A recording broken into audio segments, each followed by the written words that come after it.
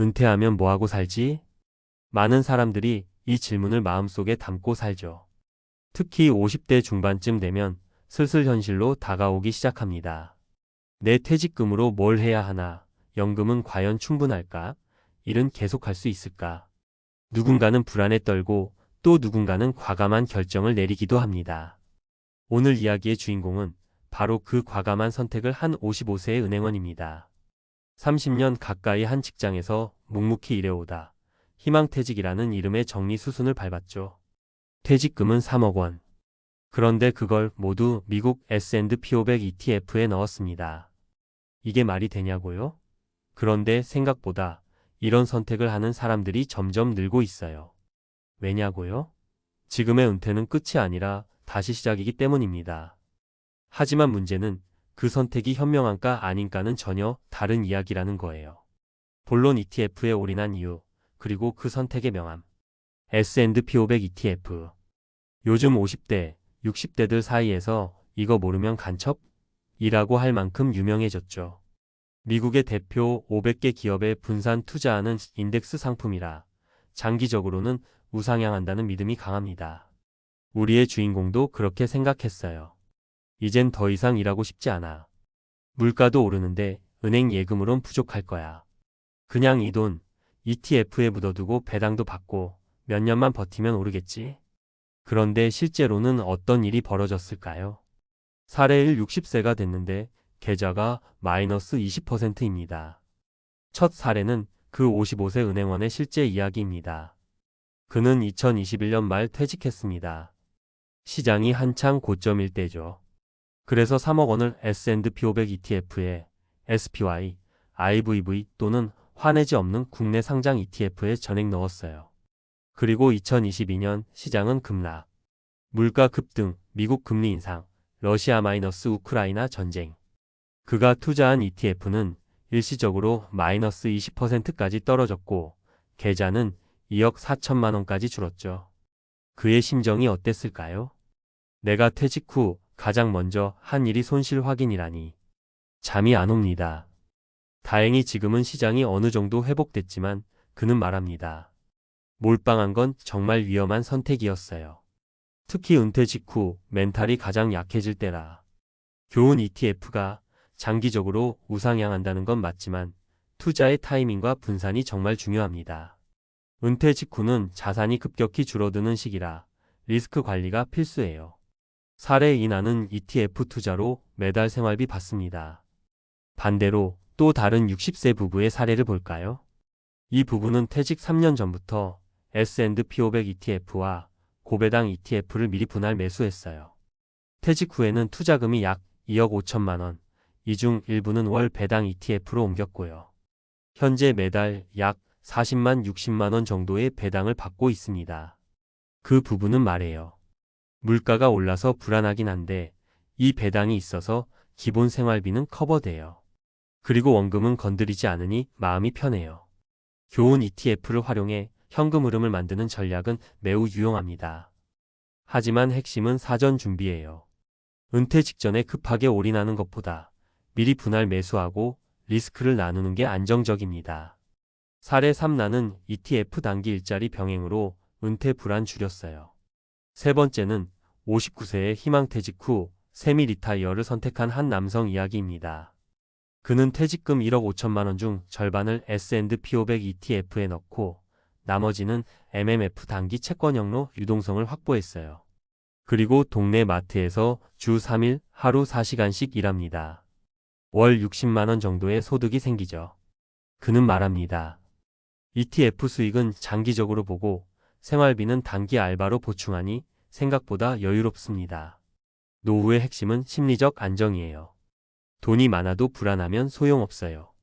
좋은 ETF 투자에만 의존하기보다 가벼운 경제활동을 병행하면 훨씬 안정적인 은퇴 생활이 가능합니다. 은퇴는 완전한 휴식보다 느슨한 일과 투자의 조합이 효과적일 수 있어요. 결론 ETF에 올인? 절대 하지 말라는 건 아니지만 ETF는 은퇴 자산 운용에 있어 꽤 매력적인 수단입니다. 낮은 수수료, 분산 투자, 장기적으로 우상향. 하지만 전부 넣는 것, 특히 한 시점에 몰빵하는 것은 위험합니다. 왜냐하면 은퇴 후에는 다시 자산을 회복할 기회가 제한적이기 때문입니다. 퇴직 후 ETF 투자를 고려하고 있다면 꼭 기억하세요. 분할 매수로 리스크 분산, 단기 생계 자금은 따로 확보해 두기, 현금 흐름을 만들 수 있는 배당 ETF도 고려, 심리적 안정을 위한 세미 은퇴 병행도 좋은 선택. 은퇴는 누구에게나 낯설고 두렵고 설레는 새로운 시작입니다. ETF도 잘 활용하면 훌륭한 동반자가 되지만 무조건적인 믿음은 금물입니다. 그럼 은퇴 자산 ETF에 넣을 땐 어떻게 해야 할까? 앞선 사례들을 보고 나니 ETF 투자 무조건 나쁜 건 아니네 싶으시죠? 맞아요. 오히려 장기적인 안목으로 보면 매우 합리적인 선택이 될 수 있어요. 하지만 문제는 타이밍, 전략, 배분, 마음가짐 없이 무턱대고 몰빵하는 거예요. 그래서 은퇴 직후 혹은 은퇴 전이라면 아래 사항들을 꼭 체크해 보세요. 1. 올인 금지. 자산은 나눠야 산다. 3억 중 얼마까지 ETF에 넣어도 괜찮을까? 정답은 없습니다. 다만 생활비로 최소 23년치 현금은 반드시 확보해야 합니다. 예를 들어 매달 200만원 생활비가 든다면 연간 2,400만원 3년 약 7,200만원 정도는 ETF가 아닌 현금성 자산 MMF, 예금, 단기채에 보관하세요. 왜냐하면 ETF는 올라갈 수도 있지만 떨어질 수도 있어요. 시장이 안 좋을 때 계좌가 마이너스인데 생활비 때문에 억지로 팔게 되면 손실 확정. 그래서 급한 돈은 ETF에 넣지 말아가 기본 원칙이에요. 2. 시간을 나눠 투자하라 분할 매수 전략. ETF는 언제 사야 하나요? 라는 질문보다 어떻게 나눠 살까요? 가 더 중요합니다. 퇴직 직후 한 번에 넣지 말고 6개월 1년 정도로 분할해서 투자해 보세요. 시장이 좋든 나쁘든 매월 일정 금액을 꾸준히 매수하면 평균 단가가 낮아지고 리스크가 줄어듭니다. 예시. 퇴직금 2억 중 1억을 ETF에 투자하려면 매월 800만원씩 12개월간 나눠서 투자. 시장이 오르든 내리든 감정에 휘둘리지 않고 일정한 루틴 유지 가능. 3. 고배당 ETF와 성장형 ETF를 섞어라. 많은 분들이 S&P 500 ETF 하나만 사면 되는 거 아니에요. 라고 생각하시는데 실은 성장 배당을 함께 고려하는 게 노후에는 훨씬 안정적입니다. 성장형 ETF에 S&P 500 QQQ 장기 수익 기대, 고배당 ETF에 SCHD, VYM, JPI 매달 혹은 분기마다 배당 수익. 성장형 ETF는 자산을 늘리는 데 좋고 고배당 ETF는 현금 흐름을 만들어줘서 생활 안정에 큰 도움이 됩니다. TIP 한국 상장 ETF로는 미국 ETF를 추종하는 TIGR 미국 S&P 500, KODX 미국 배당 귀족 등도 있어요. 환율 리스크 고려해서 환해지 상품도 함께 비교해 보세요. 4. ETF에 투자하더라도 이를 놓지 마세요. 이건 정말 중요한 조언입니다. 은퇴 후에는 심심함과 불안이 가장 큰 적이에요. ETF에서 아무리 배당이 나와도 아무리 수익이 좋아도 일상이 무료하고 공허하면 무너집니다. 그래서 추천하는 건 주 23일 하루 34시간 정도의 가벼운 일, 재능 기부, 글쓰기, 유튜브 등 소소한 생산활동, 정기적인 사람들과의 교류 또는 동호회 참여.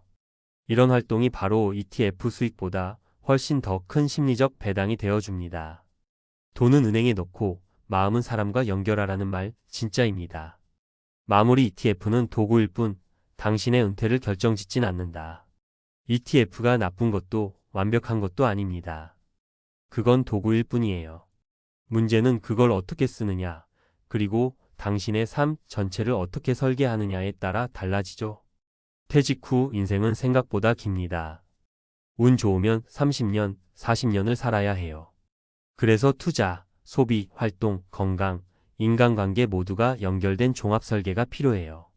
55세 은행원이 퇴직금 3억을 ETF에 넣은 건 용기 있는 도전이었지만 그가 진짜 배워야 했던 건 분산과 시간과 마음의 여유였죠.